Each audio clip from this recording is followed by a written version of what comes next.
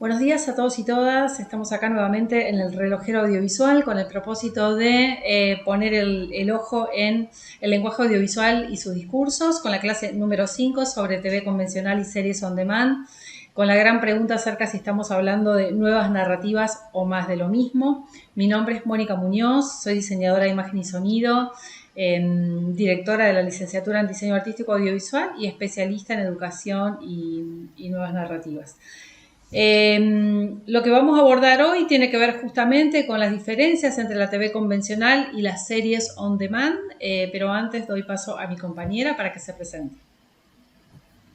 Bueno, hola a todos y todas. Mi nombre es Aymara Varés, soy doctora en comunicación social, soy docente en diferentes niveles y soy diplomada en educación, imágenes y medios. Estoy trabajando también como escrita en una de las materias de la licenciatura y bueno, formo parte de esta propuesta del relojero.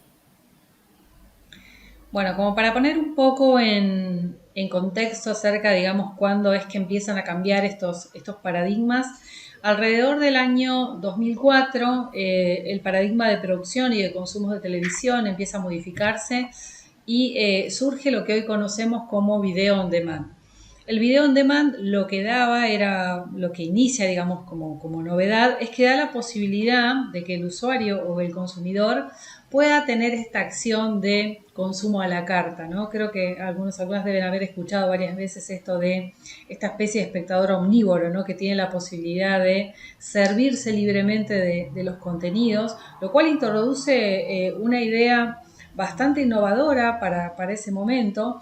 Y desde el punto de vista de los consumos, lo que se entiende es que hay un público súper diverso y un interés puntual por explorar distintos contenidos, ¿no? Se rompe con esta idea de una televisión que parte desde un punto y es una televisión unidireccional por un tipo de consumo que es un consumo que permite, digamos, que poco se da vuelta esta idea de que el consumo tiene una sola dirección, es decir, yo te ofrezco el contenido y vos lo consumís tal cual te lo doy, sino que se da vuelta y es que es el consumidor o los consumidores quienes deciden cuál de ese contenido quieren consumir. Un poco vendría a ser como que, justo ahora estamos en el próximo al mundial, un poco que dejan la pelota del lado de los consumidores, ¿no? Para que puedan realmente empezar a decidir qué es lo que quieren consumir. Acá empieza a suceder que básicamente hay miles y miles de horas de programación que llenar en todos los canales y lo que se empieza a hacer es que justamente el video on demand empieza a utilizar el tiempo libre de las audiencias. Entonces, ese tiempo de ocio, por ejemplo, pasa a ser un tiempo en que las audiencias empiezan a utilizarlo en distintos tipos de contenidos que son de interés para ser consumidos cuando quieran, ¿no? La diferencia fundamental desde mi punto de vista se da en el hábito de consumo. O sea, no tanto en la convergencia, digamos, o en el paradigma que se rompe entre la producción unidireccional y la producción que invierte su sentido de transmisión, sino que sobre todo, digamos, lo que impulsa y consolida el video on demand es el cambio de hábito de consumo. Que en general a lo largo de la historia fueron los hábitos de consumo los que fueron moviendo a las personas de un lugar al otro, ¿no? Al principio desde el cine a la televisión, de la televisión al videohome, del videohome al internet, y así, digamos, las personas fueron cambiando sus hábitos y estos hábitos fueron consolidando distintas formas de consumir producciones. Uh-huh. Vos, Es Aymara, ¿qué interesante. pensás? No, es interesante porque, bueno, hay, digamos, algunas cuestiones que tienen que ver con como la hibridación, ¿no? O sea, como que el término correcto en realidad es remediación, es la aparición del viejo medio en el nuevo medio, ¿no? O sea, a veces tendemos a pensar como que esto, ¿no? O sea, dejamos una tecnología por otra, pero también existe el análisis, digamos, de quienes se detienen a ver qué es lo que pasa en la evolución de los medios, de que en realidad lo que sucede es como, bueno, una articulación, ¿no? O sea, no dejamos algo, sino que lo integramos a algo que va mutando y se va convirtiendo en otra cosa, pero nos llevamos un poco del anterior medio, digamos, ¿no? Y es un poco, creo, lo que sucede, digamos, en este caso con la televisión on demand, en donde, bueno, en algún momento se pensó que la televisión como tal iba a morir, y bueno, lo que dicen algunos teóricos es, bueno, no va a morir, no muere, sino lo que está haciendo es mutar en otra cosa, digamos, ¿no? Que tiene que ver con esto de, bueno, claramente la posibilidad de elegir qué contenido quiero consumir y no la imposición de una grilla de programación que viene anticipada. También con un contenido que es más con el streaming, digamos, ¿no? Que yo no tengo que descargar ese contenido, sino que accedo a él y que es más fácil, ¿no? O sea, no hay una cuestión del tiempo que bueno, que implica en la red, que lo facilita, digamos, este sistema, estas plataformas. Por otro lado, también la posibilidad, lo que llamamos ubicuidad, que es poder verlo en distintos dispositivos, ¿no? O sea, yo puedo verlo en la puedo verlo en la tablet, puedo verlo en la notebook, lo puedo ver en el celu, lo puedo ver mientras voy, si tengo, o sea, en algunos lugares de donde vivimos, en la comarca no tenemos esa posibilidad, pero si tengo antena, puedo verlo, no sé, viajando en un colectivo, por ejemplo, ¿no? Entonces, bueno, todas estas cuestiones han hecho, digamos, claramente, han favorecido el cambio, ¿no? Tecnológico de una forma de consumo a otra forma de consumo. Y como vos decías, Moni, lo que está puesto es justamente en el espectador, ¿no? En quien consume. O sea, hay ahí como un cambio o sea, el control lo tiene ahora el espectador, que incluso logra un protagonismo tal que algunos autores lo llaman como spec actor, ¿no? O sea, como ya no solamente estamos en un rol pasivo de consumo, sino que también nos involucramos en la narrativa que se nos ofrece a través de estas nuevas plataformas, porque incluye además la posibilidad de continuidad de esa historia en distintos tipos, ¿no? de formatos, digamos, no solamente en el formato de, por ejemplo, una serie o una peli, sino que la posibilidad de que esa historia se retome en un videojuego, en otros formatos, digamos, ¿no? En cómics, y que esto también hace bueno, la posibilidad de introducirme en ese universo que esa propuesta me está sugiriendo, digamos, ¿no? Sí, a lo largo de la historia del audiovisual siempre parece que algún medio va a morir y finalmente no muere, ¿no? O sea, cada vez que aparece un cataclismo como algún avance tecnológico, ¿no? De hecho, las industrias cinematográficas en el momento de la aparición de la televisión y sus primeras programaciones en vivo, la industria cinematográfica tenía mucho miedo, digamos, a este aparato que se instala en el centro del living de los hogares para consagrarse como el rey, ¿no? El centro de los hogares, y el reinado en un momento estuvo en la televisión, y que pudo reunir a toda la familia frente a la pantalla chica. Esto generó un cambio de hábito tan importante que hubo un sismo bastante importante dentro del mercado audiovisual, pensando que el cine iba a desaparecer. Sin embargo, en la televisión y la pantalla chica se ordena dentro de una jerarquía de medios, y una película que se estrenaba en cine después pasaba a la pantalla chica. Eh, Siempre hay sismos permanentes, o sea, después de la televisión, cuando aparecen los videoclubs, justamente lo que sucede es que la posibilidad de la videocasetera era la posibilidad de llevarme un pedacito de pantalla a mi casa. Entonces, la cuestión social del cine directamente llevó el pochoclero y toda la familia reunida nuevamente frente a la pantalla chica, con la posibilidad de tener un videoclub que también era on demand. O sea, también esta actividad de on demand, de ya consumir el contenido que yo quiero, ya existía, pero de una manera física, ¿no? De ir hacia un lugar, hacia un local, mirar, elegir. Después, obviamente, digamos, el cimbronazo fuerte en el 94, cuando a través del www todos saltamos a la red, que aparece concretamente Internet y los primeros servicios de Internet en línea, toda la industria audiovisual se pone nuevamente en crisis pensando que con Internet desaparecía todo lo anterior. O sea, el cine, la televisión, los videoclubs, todo lo que es videohome. Y en realidad lo que sucedió en términos de mercado audiovisual fue que se armó una jerarquía de medios. Entonces se empezó a pensar que un proyecto no solamente está pensado o gestado para una plataforma, que podría ser actualmente la plataforma on demand, sino que puede tener un recorrido a través de toda esa línea, digamos, cines, televisoras, televisoras públicas, televisoras privadas, plataformas OTT, que ahora vamos a explicar de qué se trata, pero se arma lo que se llama una jerarquía de medios. Actualmente en televisión, lo que está sucediendo es que los contenidos y las temáticas se están como reordenando. La televisión no desaparece claramente, digamos, hay muchísimos, es complementaria a los servicios on demand, pero sí se reordenan las programaciones.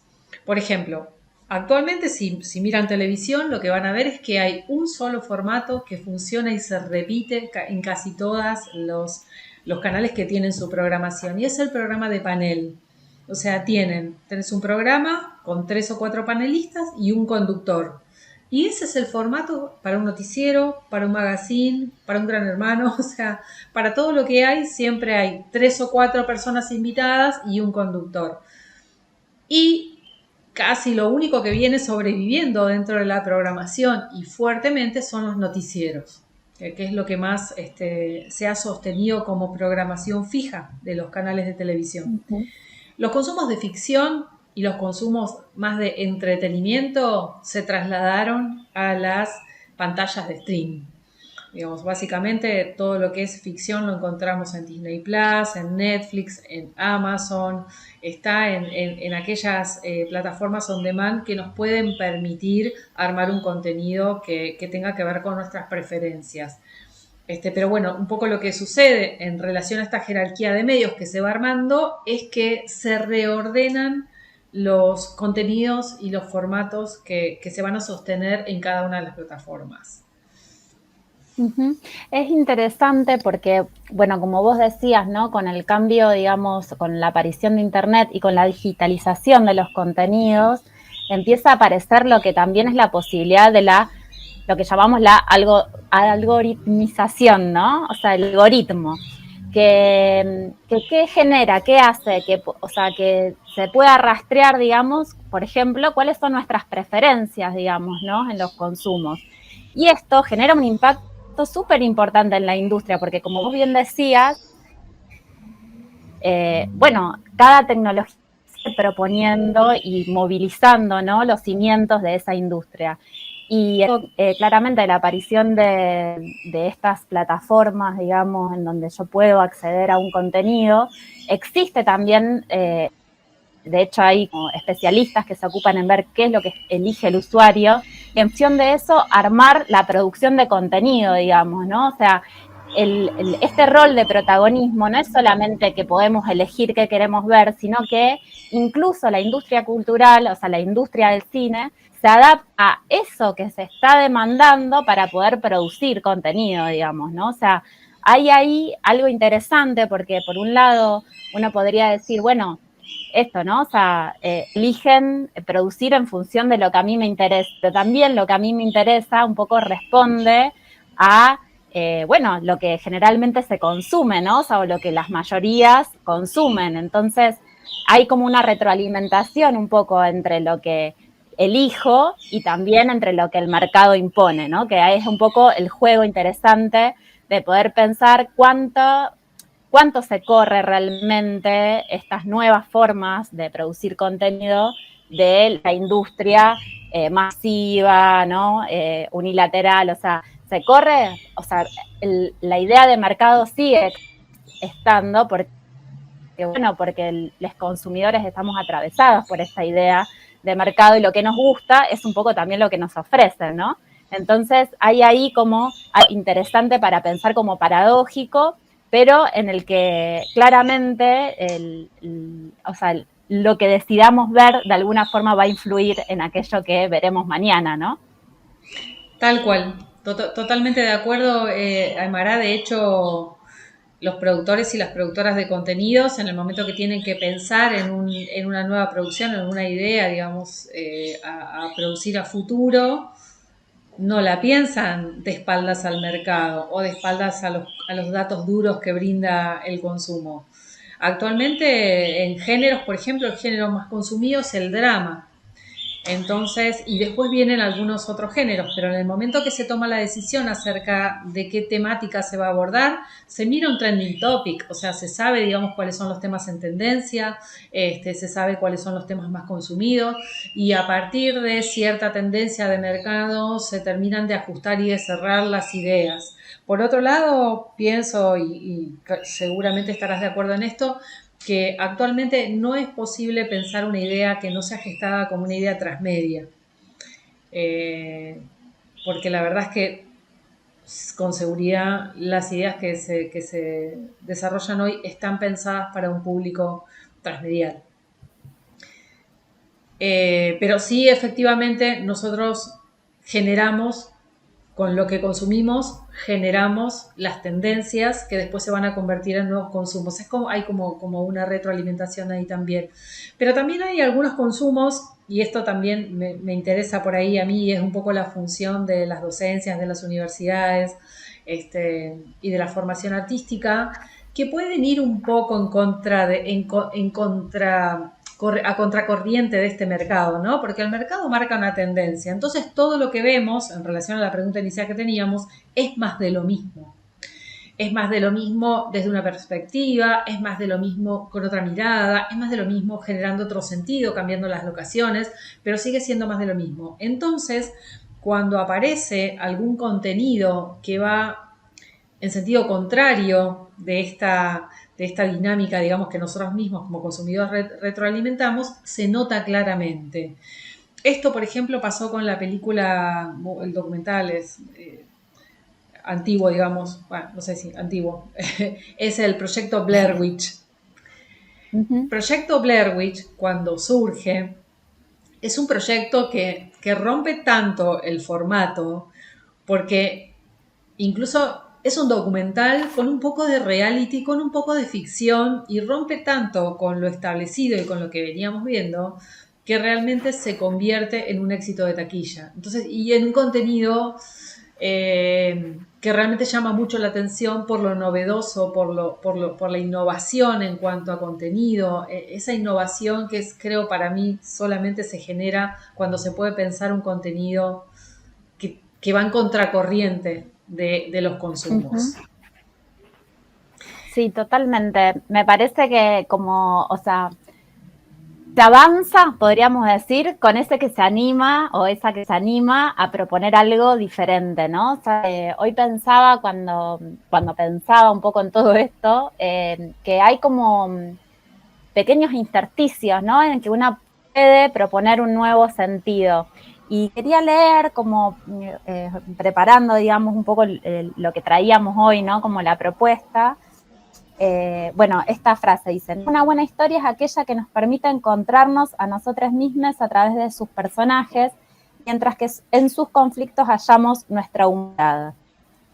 Y bueno, o sea, quien propone, ¿no?, esta frase, un poco lo que piensa es esta idea de que una buena historia funciona con arquetipos y no con estereotipos, digamos, ¿no? Y cuando hablamos de estereotipos, bueno, nos remitimos a algunos contenidos que ya vimos en otras clases, en este relojero, y pensaba en esa cuestión finita que diferencia el arquetipo del estereotipo, pero qué necesaria que es, porque justamente el arquetipo que nos propone esta grieta para poder conducirnos hacia otro lugar, digamos, ¿no? O sea, que es una persona o un personaje con ciertas características con el que podamos identificarnos, pero que justamente es único, es eso, ¿no? Es original, si se quiere, ¿no? Entre comillas. Y puede romper con estos estereotipos, ¿no? O sea, porque si no, lo que estamos proponiendo es quedarnos, ¿no?, en la repetición o en la industrialización de los personajes, ¿no? Estos como personajes creados como si fueran moldecitos, ¿no? Y la posibilidad de decir algo nuevo es justamente la posibilidad de zafarnos, ¿no? Del estereotipo y de proponer otra cosa. Ya sea en el formato, como vos bien decías, Moni, en el proyecto Blair Witch, por ejemplo, o en la construcción de estos personajes que se proponen, por ejemplo, en las ficciones, digamos, ¿no? Incluso en el conflicto, porque la idea de conflicto es un conflicto en el que me pueda reconocer, pero ese conflicto en el que me puedo reconocer, si bien tenemos, ¿no?, como esos conflictos históricos desde el mito hasta nuestros días, también es cierto de que se renuevan en función de las tensiones sociales de cada contexto, digamos, ¿no? Y poder introducir esto también en ese pequeño ejercicio que nos deja es la posibilidad de proponer algo nuevo, diferente, ¿no?, que nos mueva hacia otros lugares, que también es algo que claramente estamos buscando cuando buscamos ver un contenido, ¿no? Sí, bueno, el cine como reflejo social, lo ha sido siempre a lo largo de la historia también, ¿no? O sea, siempre tenemos la posibilidad de ir contando a lo largo de la historia a partir de imágenes y de sonidos. Y creo que eso es lo mágico y lo maravilloso de poder desarrollar, gestionar y producir contenidos audiovisuales, ¿no? Las posibilidades que da el lenguaje audiovisual para contar historias.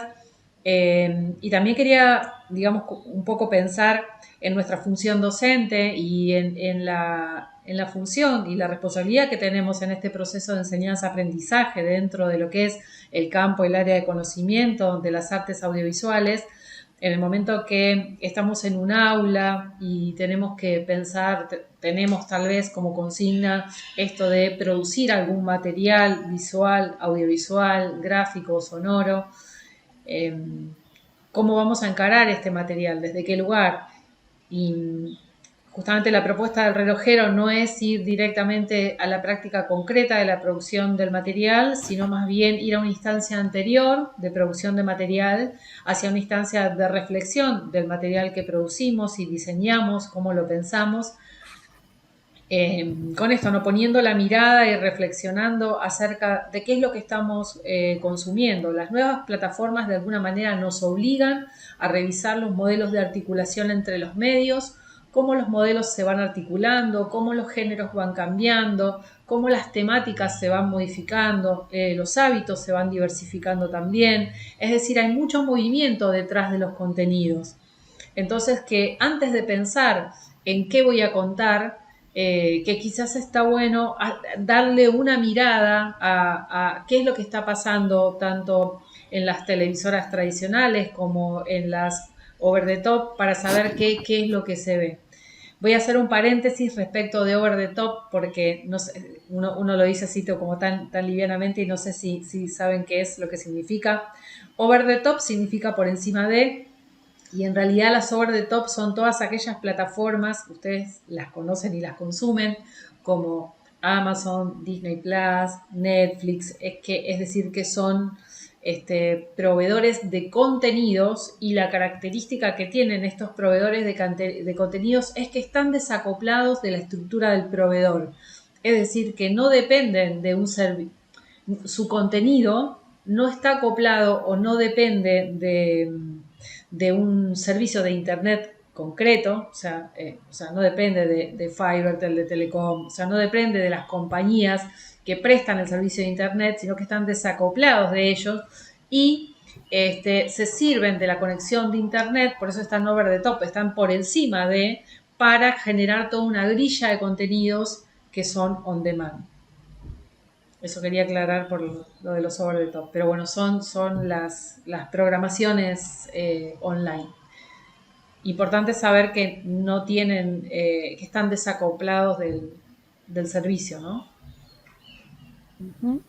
Otra noción que mencionaste, que es la de transmedia, que tiene diferentes formas, ¿no?, de mencionarse, pero que tiene que ver justamente con la creación de los medios como tales y del ir más allá incluso, o sea, medios que nos llevan al más allá, digamos, de la experiencia como consumidores, digamos.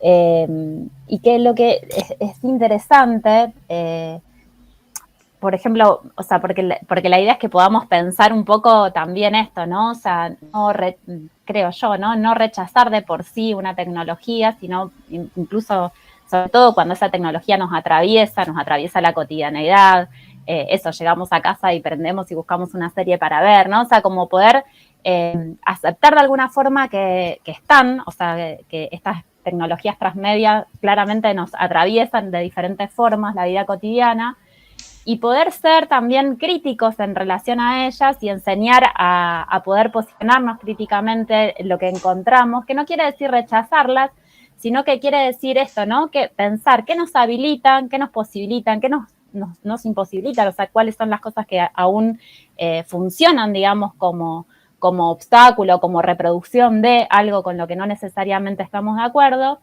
pero también poder pensar, digamos, en esto, ¿no? En este que nos posibilita, cuáles son las apuestas que podemos hacer a partir de estas nuevas tecnologías o de estas tecnologías y de estas nuevas narrativas. Y en esto, por ejemplo, pienso, ¿no? Cuando una lee un libro, o bueno, incluso ve una peli, no hay nada más lindo que ese libro, si nos gusta, ¿no? De esto de la sensación de sentirnos inmersos, ¿no? O sea, inmersas en esa historia, que es un poco también una de las características que surge, ¿no? De estas narrativas transmedias, digamos, ¿no? La posibilidad de sumergirnos, ¿no? De inmersión en esa historia y de que esa historia pueda continuar, porque además eso, si nos sumergimos, si funcionó, digamos, ¿no? Si hizo clic con nosotros, queremos que siga, que continúe, ¿no? Entonces, nada mejor que salga el tomo 2 o el capítulo 2 o el episodio 2, ¿no? Entonces, está bueno poder pensar qué es lo que sucede, qué nos moviliza, por qué nos moviliza eso que llamó nuestra atención y qué posibilidades nos está brindando.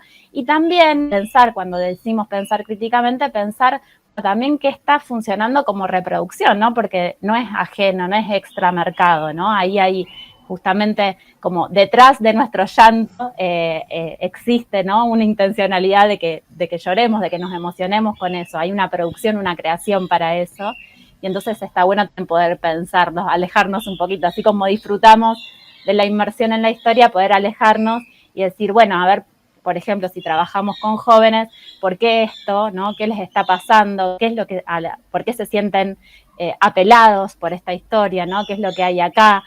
Surge, ¿no? Como hay narrativas que un poco llaman la atención. Por ejemplo, pienso en los juegos del calamar, el juego del calamar, ¿no? Que irrumpieron en nuestra cotidianeidad, ¿no? De narrativa, porque esa es otra de las características que tienen, ¿no? Justamente las posibilidades de contenidos on demand, que son transversales, que son transmedias, que son justamente esto, ¿no? Contenidos que son de distintos lugares del mundo y que traen diferentes, ¿no? Formatos de narración, contenidos, objetivos, ¿no? Y que un poco se va hacia eso ya hace muchos años que se viene pensando, pero que se va a estos como contenidos más desnacionalizados. Sin bien existe también, es cierto, que la posibilidad de producción nacional y que justamente las OTT toman y ponen un porcentaje, ¿no? de sus producciones para producir contenido nacional. Es cierto que ese contenido se puede ver en cualquier lugar, digamos, ¿no? Y que lo que produce, o sea, los efectos sobre eso no son controlados, claramente. Pero bueno, también eso es un poco lo interesante, ¿no? O sea, que podemos ver, no sé, por ejemplo, si queremos conocer sobre una temática de India, podemos ver una producción india sobre esa temática y no tenemos a Hollywood en el medio, ¿no?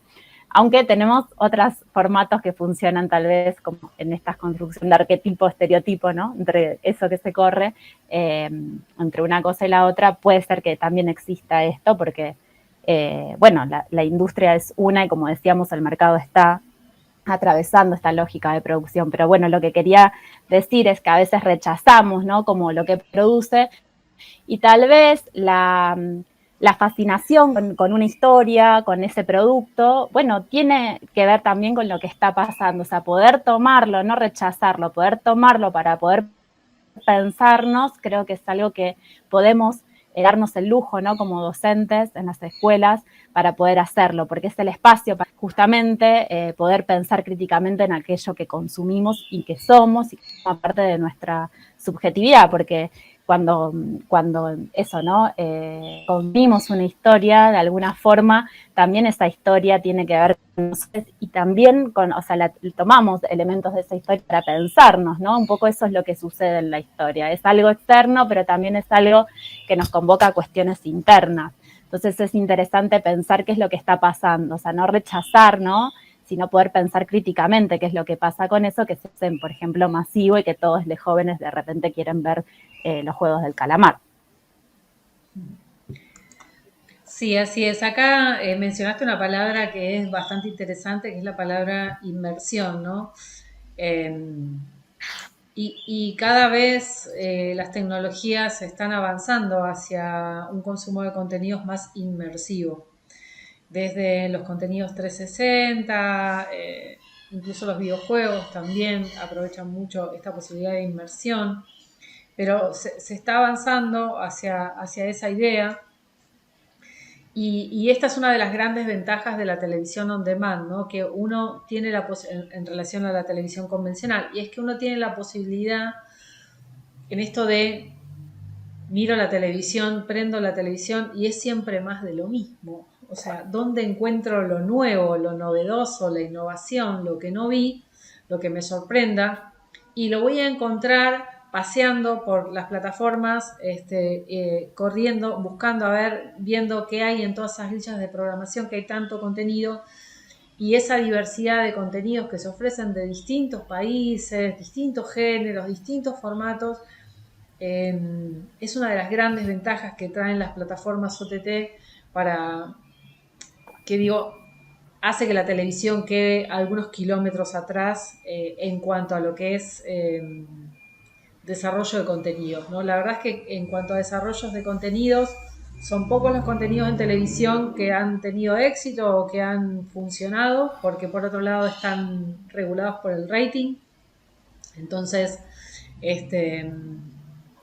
tienen esa vara, digamos, que tienen que pasar para sostenerse, lo cual es una presión que me parece a mí que es bastante absurda.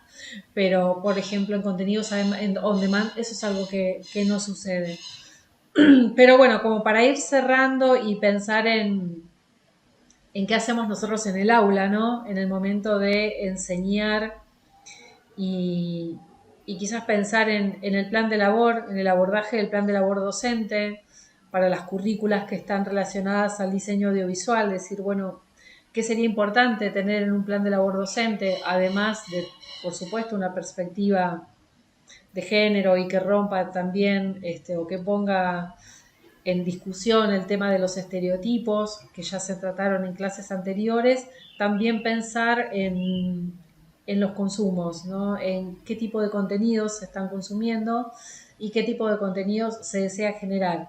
Yo tengo la esperanza, digamos, porque quienes están en la escuela secundaria en este momento no tienen esta noción de consumo o de mercado. Entonces, las ideas que tienen en general son como más despojadas, ¿no? De esta presión y eso hace que realmente sean ideas probablemente innovadoras o de ruptura. Entonces me parece que son ideas muy valiosas porque justamente no tienen esta carga del consumo del mercado que sí tienen las personas que generan y desarrollan contenido. Pero bueno, esas ideas generalmente hay que acompañarlas de reflexión, ¿no? O sea, tratar de que quienes estamos en la función docente, tratar de hacer estas instancias previas antes de desarrollar un contenido, de poder poner el ojo en el lenguaje audiovisual y sus discursos. Pero bueno, por mi parte, muchas gracias por escucharnos, por haber estado ahí. No sé si Aymara.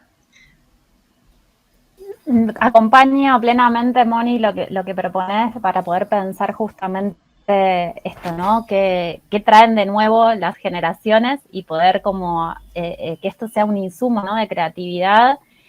Pensaba recién cuando hablabas tanto del formato Elige tu propia aventura tenemos hoy, ¿no? En formatos actuales de la narrativa transmedia justamente, y creo que eso tiene que ver justamente con el poder animarse, en confiar también en lo que los jóvenes traen, en lo que proponen, y también en el poder ser críticos acerca de, bueno, de de ideas y de realidades que también traen y porque les atraviesan y de poder desconstruirlas, ¿no? En como el espacio de clase que justamente sirve también de interactuación entre generaciones, ¿no?